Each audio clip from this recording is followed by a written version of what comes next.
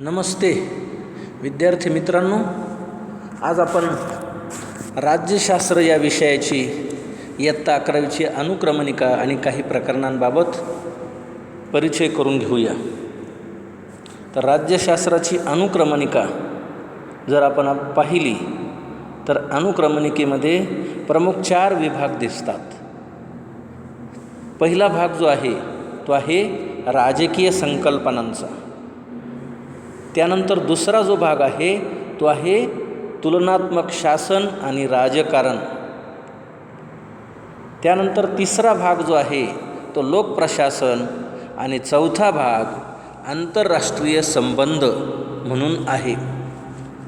या 4 भागांपैकी एका भागाची आपल्याला माहिती पाहिजे आहे. तर आपण पहिल्या भागाचा विचार आता करायला सुरुवात करू. पहिला भाग जो आहे तो आहे राजकीय संकल्पना. या ठिकाणी राजकीय संकल्पनांकडे जाण्याच्या अगोदर आपल्याला पुस्तकाच्या पुढील पानावर नकाशा आहे. विभाग 1 म्हटलेला आहे आणि या विभाग 1 मध्ये राजकीय संकल्पना दिलेली आहे. राजकीय संकल्पनाचं वर्णन करताना या ठिकाणी प्रस्तावना घेतलेली आहे. या राजकीय संकल्पनेमध्ये 3 प्रकरणं आहे. पहिलं प्रकरण आहे राज्य, दुसरं आहे स्वातंत्र्य आणि हक्क, तिसरं प्रकरण आहे समता आणि न्याय. असे 3 प्रकरणं या ठिकाणी आपल्याला अभ्यासायची आहेत. तर सर्वप्रथम आपल्याला हे अभ्यासत असताना या ठिकाणी पहिलं प्रस्तावना विचारात घ्यावी लागेल. तर पहिलं प्रकरण जे आहे त्यामध्ये राज्य हा मुद्दा आपल्याला अभ्यासायचा आहे. राज्य, या राज्य प्रकरणामध्ये राष्ट्र, राष्ट्रवाद, राज्य आणि शासन संस्था या संकल्पना या प्रकरणात अभ्यासायच्या आहे. आता राज्य, राष्ट्र या संकल्पना आहे. आपण भारत हे राष्ट्र म्हणतो, पण खऱ्या अर्थाने भारत हे राज्य आहे. महाराष्ट्र हे राज्य म्हणतो, पण खऱ्या अर्थाने महाराष्ट्र हे राष्ट्र आहे. अशा विविध प्रकारच्या संकल्पना आपल्याला समजून घ्यायचं आहे. राष्ट्रवाद ही त्यातलीच एक संकल्पना आहे. या संकल्पना आपल्याला पहिल्या प्रकरणात समजून घ्यायच्या आहे. राज्य, राष्ट्रवाद, त्याचबरोबर राष्ट्र, राज्य आणि शासन संस्था यासारख्या संकल्पना त्या ठिकाणी येतात. त्यानंतर दुसरा विभाग जो आहे तो विभाग आहे स्वातंत्र्य आणि हक्क. या प्रकरणात आपल्याला स्वातंत्र्य आणि हक्क या संकल्पना समजून घ्यायच्या आहे. या ठिकाणी स्वातंत्र्य आणि हक्क समजून घेत असताना विशेषतः स्वातंत्र्याची संकल्पना समजून घेत असताना वेगवेगळ्या विचारवंतांची मतं विचारात घ्यायची आहे. थॉमस हॉब्स, जॉन लॉक, त्याच पद्धतीने Rousseau, John Stuart Mill, Isaiah Berlin, Jeremy Bentham हे पाश्चिमात्य विचारवंत आहे. या विचारवंतांचा विचार आपल्याला स्वातंत्र्याची संकल्पना अभ्यासत असताना घ्यायचं आहे. त्यामध्ये जॉन स्टुअर्ट मिल आहे, रॉबर्ट नॉझिक आहे, फ्रेडरिक हायके आहे. हे पाश्चिमात्य विचारवंत. त्याच पद्धतीने स्वातंत्र्याची संकल्पना समजून घेण्यासाठी भारतीय विचारवंतांचा देखील विचार करायचा आहे. यामध्ये महात्मा ज्योतिराव फुले आहे, डॉक्टर बाबासाहेब आंबेडकर आहे, महात्मा गांधी यांचे विचार या ठिकाणी आपल्याला समजून घ्यायचे. स्वातंत्र्याची संकल्पना समजून घेताना महात्मा फुले, डॉक्टर बाबासाहेब आंबेडकरांनी भारतीय समाजाच्या संदर्भाने स्वातंत्र्याच्या अर्थाचे विविध पैलू सांगितलेले आहे. पहिला अर्थ असा आहे की जातीय व्यवस्थेतून मुक्ती म्हणजे स्वातंत्र्य असं म्हटलेलं आहे.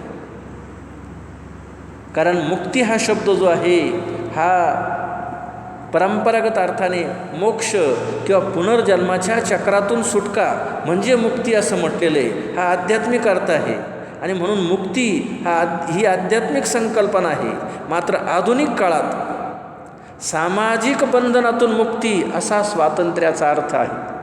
आणि सामाजिक बंधनातून मुक्ती या अर्थाला अनुसरूनच महात्मा फुले किंवा डॉक्टर बाबासाहेब आंबेडकरांनी स्वातंत्र्याच्या अर्थाचे पैलू सांगितलेले. आणि इथंच मग पहिला अर्थ आपल्याला दिसतो, जातीय विषमतेतून मुक्ती म्हणजे स्वातंत्र्य. त्याचबरोबर सामाजिक बंधनापासूनचे स्वातंत्र्य, असे विविध पैलू त्यांनी अभ्यासलेले आहे, सांगितलेले आहे. महात्मा गांधी यांचंही त्यासाठी योगदान फार महत्त्वाचं आहे. महात्मा गांधींनी स्वराज्य ही संकल्पना मांडली, स्वातंत्र्याचे स्वराज्य ही संकल्पना मांडली. ही संकल्पना त्यांनी त्यांचं द स्वराज्य या पुस्तकातून मांडलेली आहे. त्यांना स्वराज्य ही संकल्पना संकुचित अर्थाने मान्य नव्हती. स्व आणि राज्य असं त्यांनी म्हटलेलं आहे. स्वराज्य ही संकल्पना त्यांनी व्यापक दृष्टिकोनातून असे मांडली. केवळ ब्रिटिश सत्तेपासून स्वातंत्र्य अपेक्षित नाही, त्यांना ब्रिटिशांना देशातून घालवणं एवढं अपेक्षित नाही, तर पाश्चिमात्य सांस्कृतिक वर्चस्वापासून मुक्ती, असा स्वातंत्र्याचा अर्थ महात्मा गांधींना अभिप्रेत आहे. स्वराज्य म्हणजे मानवी मूल्यांचे पायदळी तुडवणाऱ्यांपासून स्वप्रतिष्ठा परत मिळविणे, ही महात्मा गांधींची स्वराज्याची संकल्पना होती. म्हणजे महात्मा गांधींना अपेक्षित असलेलं जे स्वराज्य आहे ते आजही मिळाले नाही. कारण आजही आपण आपले भारतीय मूल्य पायदळी तुडवतो आहे, असं अनेक चित्र आपण पाहतो. या मूल्यांची जोपासना करणं म्हणजे खऱ्या अर्थानं स्वराज्य, असं महात्मा गांधींचा विचार होतं. म्हणून केवळ राजकीय स्वातंत्र्य मिळविणं एवढं महात्मा गांधींचे विचार नव्हते, तर आत्मिक स्वातंत्र्य, स्व आणि राज्य, स्व म्हणजे स्वतःवर राज्य करणे म्हणजे स्वराज्य, अशी त्यांनी व्यापक अर्थाने घेतलेली संकल्पना होती. ती देखील आपल्याला अभ्यासायची.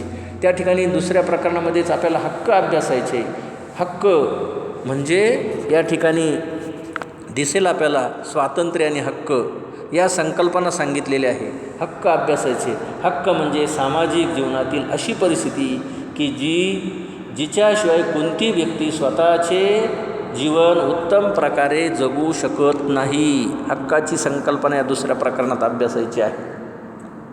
हक्क म्हणजे सामाजिक जीवनात अशी परिस्थिती की ज्याशिवाय व्यक्ती स्वतःचे जीवन उत्तम प्रकारे जगू शकत नाही.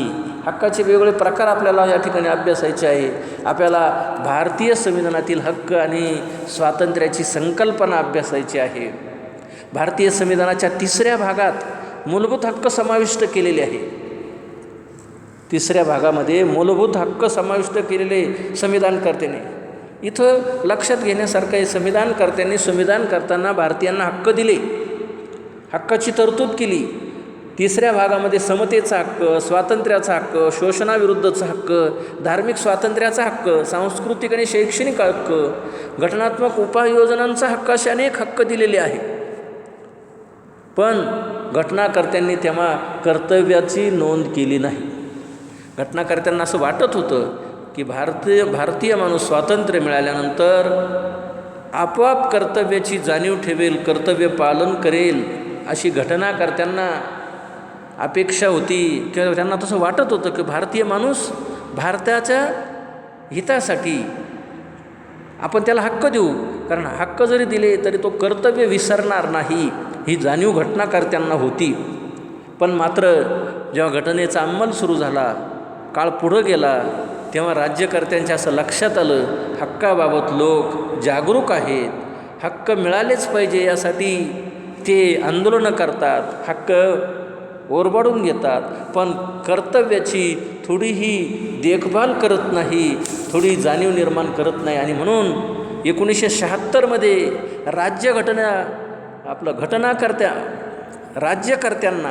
घटनाकर्त्यांना नाही तर राज्यकर्त्यांना संविधानामध्ये 4थ्या भागात कर्तव्यांचा समावेश करावा लागला,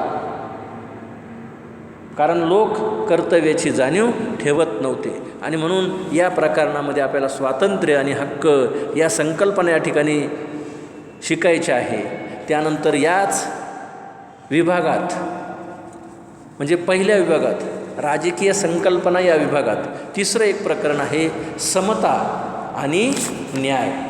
हे 3रं प्रकरण आहे. या ठिकाणी समता म्हणजे सारखेपणा असं नाही, कारण सगळी माणसं समान आहे असे जेव्हा म्हटले जाते तेव्हा सर्व माणसांना समान वागणूक मिळावी असा त्याचा अर्थ अभिप्रेत आहे. पण सर्वांना समान वागणूक मिळते का? आणि जर मिळत असेल तर समता आहे, पण तसं परिस्थिती आजही नाही. सर्वांना समान वागणूक मिळत नाही आणि म्हणून समता याबाबतची माहिती देखील आपल्याला अभ्यासावी लागते. समतेचा इतिहास पाहावा लागेल. ॲरिस्टॉटलने ग्रीक नगर राज्यात समतेची संकल्पना मांडली. तेव्हापासून आज तागायत समतेची संकल्पना प्रस्थापित करण्यासाठी अनेक प्रयत्न सुरू आहेत, तरी देखील अजून समता प्रस्थापित झालेली नाही. कायद्यापुढे समता, कायद्याने कायद्यापुढील समानता, कायद्याने सर्वांना समान संरक्षण, कायद्याने सर्वांना समान संधी देण्याचा प्रयत्न केलेला आहे, तरी देखील समता प्रस्थापित झालेली नाही.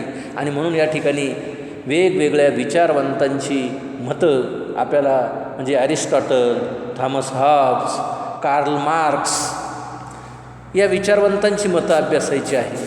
त्याचबरोबर भारतीय विचारवंतांचा देखील या ठिकाणी विचार करायचा आहे. समतेबाबत महात्मा फुलेंचे विचार, त्यानंतर न्यायमूर्ती रानडेंचे विचार आपल्याला अभ्यासायचे आहे. भारतीय समाज वर्ण आणि जाती यांच्या उतरंडीमध्ये विभागलेला आहे. भारतात स्त्री पुरुष असमानता आढळते. भारतातील पुरुषसत्ताक पद्धती आढळते. स्त्री पुरुषांमध्ये सामाजिक, आर्थिक, राजकीय विषमता आहे. भारतात आर्थिक साधनसंपत्तीचे वितरण देखील विषम आहे. आणि त्यामुळे महात्मा फुले, ताराबाई शिंदे, रानडे, डॉक्टर बाबासाहेब आंबेडकर यांनी साधनसंपत्तीचे समान आणि न्याय्य वितरण झाले पाहिजे असा आग्रह धरला आणि समता प्रस्थापित करण्याचा प्रयत्न केलेला आहे. त्यानंतर याच प्रकरणात न्याय ही संकल्पना देखील आहे. ॲरिस्टॉटल, ॲरिस्टॉटल नाही तर प्लेटो यांनी द रिपब्लिक या ग्रंथामध्ये